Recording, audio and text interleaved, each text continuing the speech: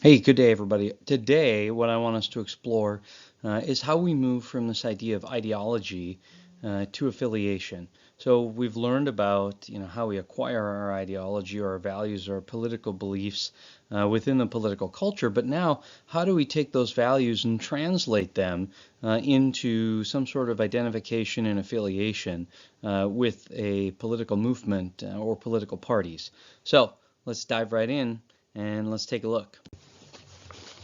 If we take a look at this little graph, this kind of gives you an idea of one pole's distribution of where people fall ideologically on the spectrum. So we've learned a little bit about how we gain our values. So then people start identifying with them, identifying themselves as a particular ideology.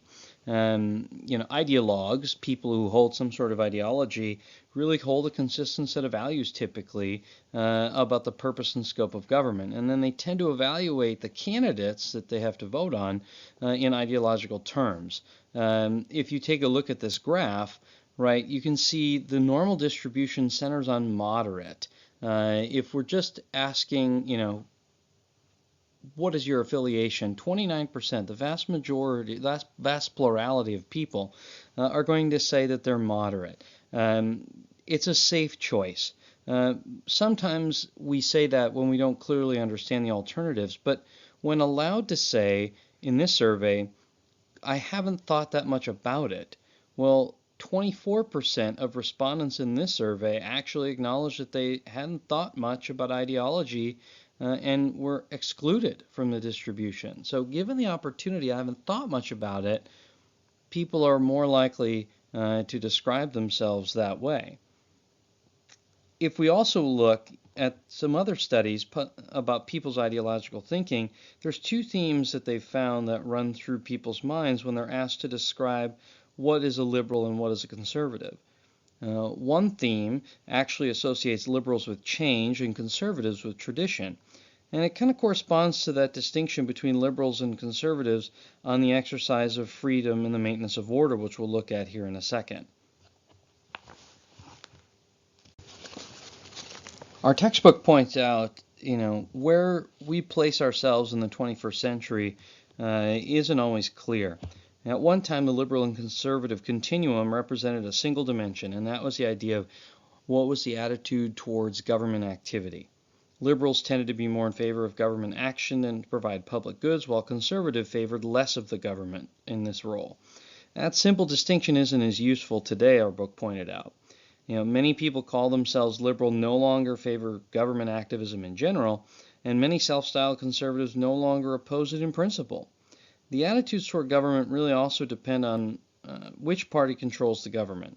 And many people then have difficulty kind of deciding whether they're liberal or conservative, but those who are confident choose identical points on the continuum for entirely different reasons.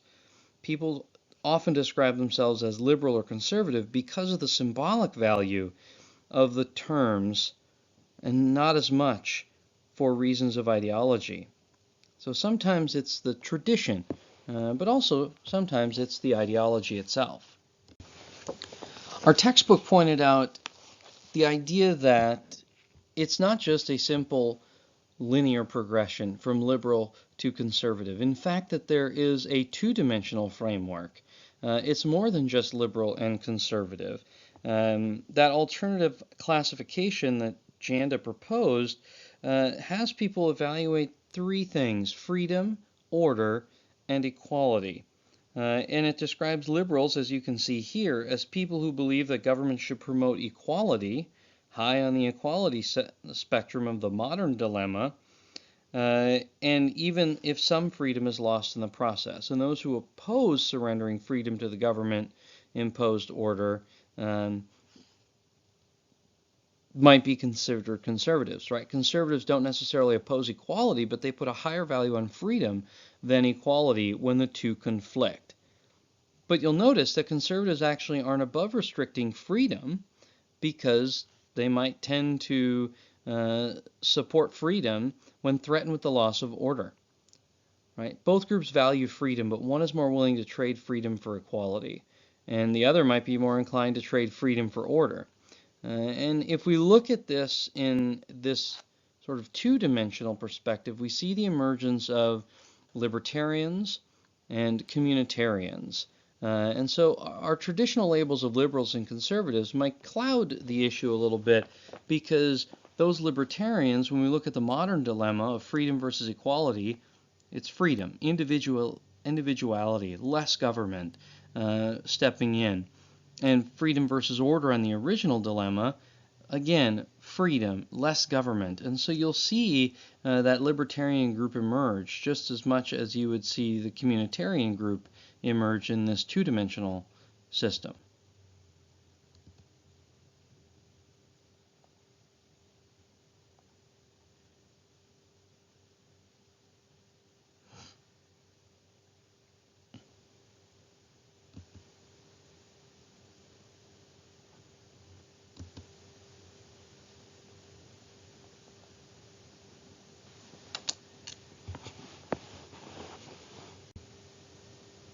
Forming political opinions does come from those socialization aspects we talked about. And one of them is, of course, schools. One of the best ways that historically we have found we can socialize young people into our political process is through compulsory education. In fact, it's why you're sitting in this class. You're required to take a government class in order to graduate. And so that compulsory civic education is our way, our country's way, of trying to pass along those bits of information, histories, and perspectives that are important for us to consider. If we look, though, the media also has a very effective way of developing political opinions. Sometimes unaware, we are unaware of them doing that, right? And we can see that based on sort of how we take in a message. So individuals believe in certain causes might often ignore information that actually questions their beliefs, and they may create false memories that support their beliefs. Those who thought the war in Iraq, for example, was fought to eliminate weapons of mass destruction were actually more likely to think that weapons of mass destruction had been found after the start of the war. The interesting part is they hadn't. We had never found weapons of mass destruction, but those people who thought it was to eliminate weapons of mass destruction actually thought that we found them. Another principle that helps us form social or political opinions is self-interest, right? For example, taxpayers prefer lower taxes. Smokers oppose bans on smoking. Gun owners don't support gun control. Those are those self-interested principles that we're looking at. But also, perhaps most important, is this idea of issue framing. And politicians are really good at this because they're trying to define the way issues are presented. They use the media. They use the media to help them spin the message. Right? This is what we call political spin or spin doctors. And the idea that you can look at is, phrases like returning money to the people, giving back your taxes, reducing the size of government, or make America great again. The politicians that use the media and use it well have been enormously successful because the media is helpful for this purpose. And politicians are very good at influencing public opinion through the media. All you got to do is you have to look at the success of Donald Trump. He's a media master. And maybe that's why he's been so successful. He's done a great job, you disagree with him or agree with him, of framing the issues for his own political benefit. Now we get to look at this question, what's the matter with Kansas? Because Kansas is a great example of political culture and political ideology and political affiliation all coming together to create a very strong political movement. And Thomas Frank wrote back in the early 2000s this book, What's the Matter with Kansas? And if we look at it, even today, we're seeing some of these questions, and a lot of people look to Kansas and say, wait, hey, what's going on in Kansas that we need to think about, right? Just look at that political cartoon. People around us are saying, maybe this isn't the best thing that's happening in Kansas. But the key question is, why do voters in Kansas tend to vote against their own maybe self-interest or economic self-interest in favor of these other social principles, social issues that they're talking about? So let's dive into that examination.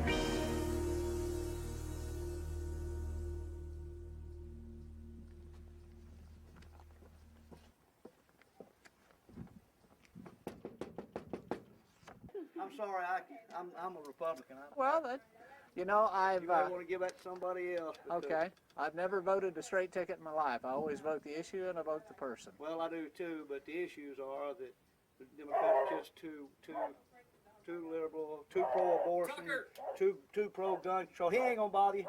The National Democratic Party and everything that you stand for is so pro-abortion, pro-homosexual, pro-gun control, and I'm a Kansas. We're a conservative. Okay. So, all righty. Well, I wish I could wish you good luck, but I hope you lose.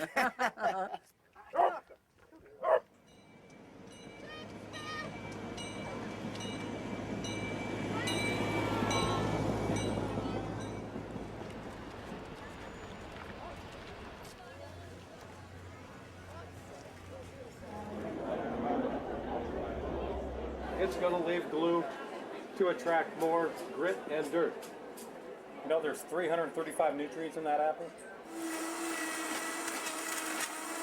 We got to pay for everything. We got to pay for the Salt Museum. We got to pay for the Cosmic Fair. We got to pay for the jail.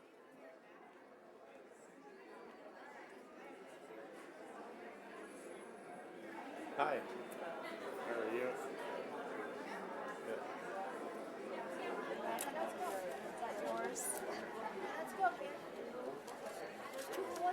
Thank you for what you're doing. You're very welcome. Have you signed our petition here? This is to outlaw the cloning and embryonic stem cell research. Oh, yes. I'm involved in the pro-life ministry, a little of everything. I've been active in the Republican Party since I was a teenager. You signed our petition? We're trying to hold the line, trying to keep the culture from going any further in the wrong direction. This will be going to the Senate soon. It's already passed the House. Would you guys like some suckers? The last blue one. Are you coming on, I guess, to take our place? Okay. Are you off at 3? Okay. I'm going to grab some stuff. Yeah.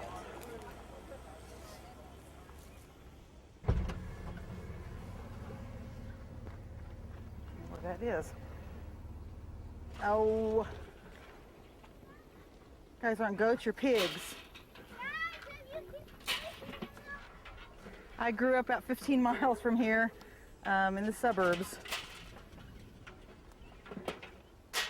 I had a really bad marriage and divorce out in California, and I needed to get away, and so I came back here and started over, and couldn't afford much at that time, so I bought a place that was falling to pieces, and I was very specific about what I prayed for, and I wanted a 1800s farm that I could restore, and I figured I'd be single forever because nobody would ever want to come here and join me. I bet I had 100 first dates. Guys would come out here, see it, and never come back.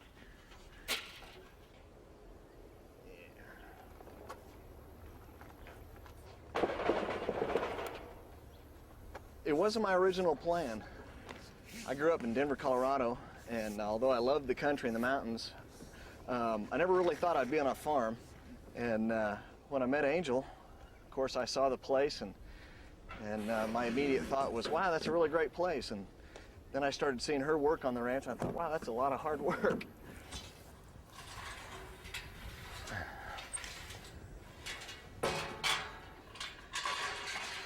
My mom raised us to be very, very politically active, do some critical thinking.